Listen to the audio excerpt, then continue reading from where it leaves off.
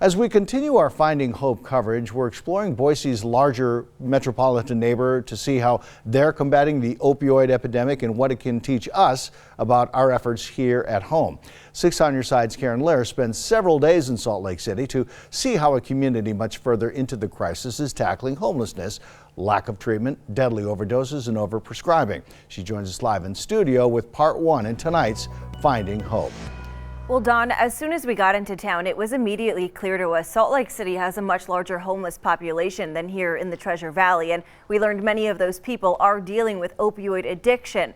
Although there's still a lot of work to do, the city, county, and state are all making major progress in efforts to keep illegal drugs off the street. Progress we can learn from here in Idaho.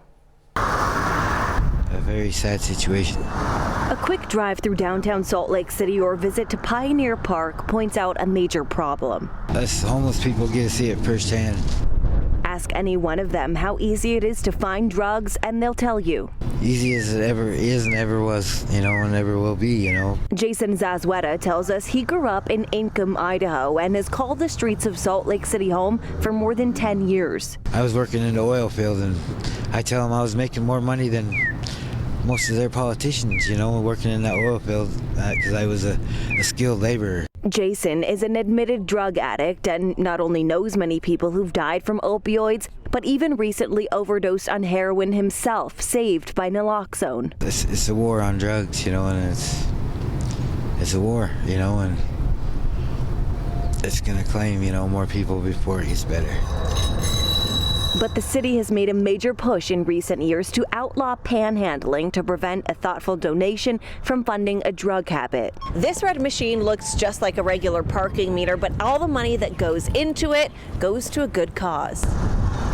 These meters along many major walkways in downtown encourage donations that entirely go to serve the homeless community in Salt Lake City. The goal? Turn spare change into real change. If they're hungry, give them a burrito or a hamburger or a hot dog, but don't give them $10 because they will go right to the corner and buy heroin.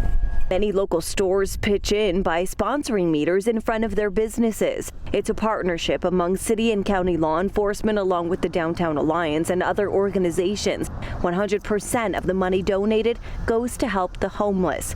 One step closer to what Jason says is still lacking in the community. Compassion, like for the addict. All we can do is hope and pray for the best.